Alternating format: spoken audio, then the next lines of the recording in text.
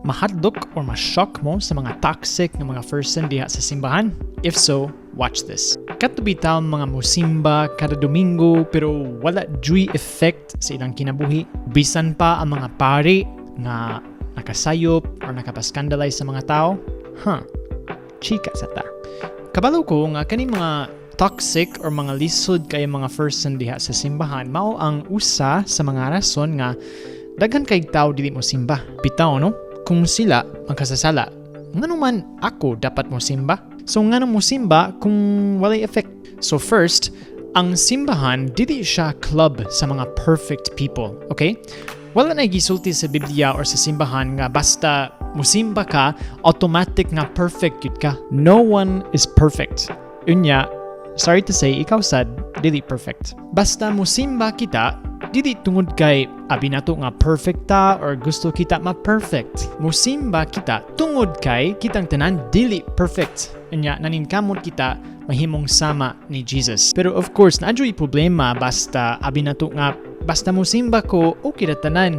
Katipitang walay growth sa atong kinabuhi ba? We should always grow. Unya, tungod kay always growing kita, kinahanglan mo simba. Second, ayaw sa pag-judge sa mga tao nga dili perfect, okay? Kabalo ko, naka-experience sad ko nga daghan kay mga tao nga toxic nga judgmental diha sa simbahan. Nya of course, dili man na maayo, dili gyud. Nya pwede kayo kita magsulti nga kana dili maayo. Pero ayaw sa pag-ingon nga ikaw mas perfect or ikaw you know better tungod kay dili ka mo simba. Grabe kita maghisgot bahin sa mga sayop sa mga tao sa simbahan. And that's okay, right? It's right.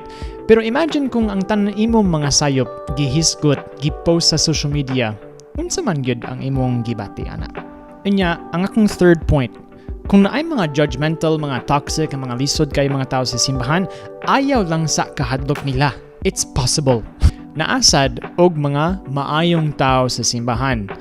Dili kaayo kita maghisgot bahin kanila because wala na'y balita, wala na'y mga shocking na news ba. Pero naadjud sila. Nya ikaw, pwede sad ka mahimong usa sa kaning mga buutan kay mga tao sa simbahan. We need you.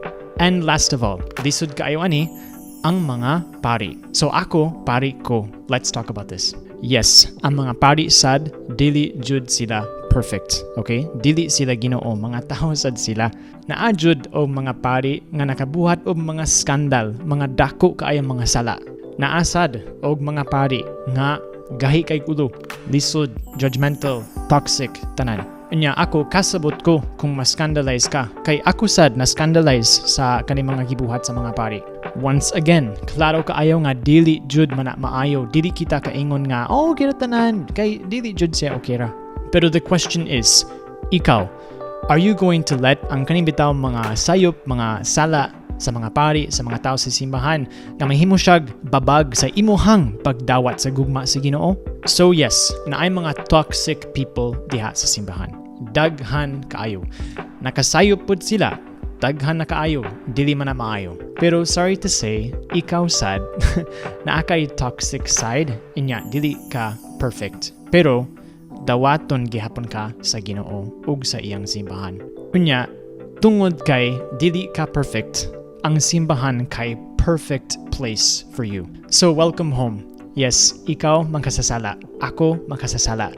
Pero naningkamot kita nga adto sa simbahan, mahimong kitag part sa kaning pamilya sa Ginoo para manighiusa kita ni Jesus. Nya hinahinay, mahappy ka isip pamilya sa Ginoo. Once again, welcome home. Nya kita-kits sa simbahan.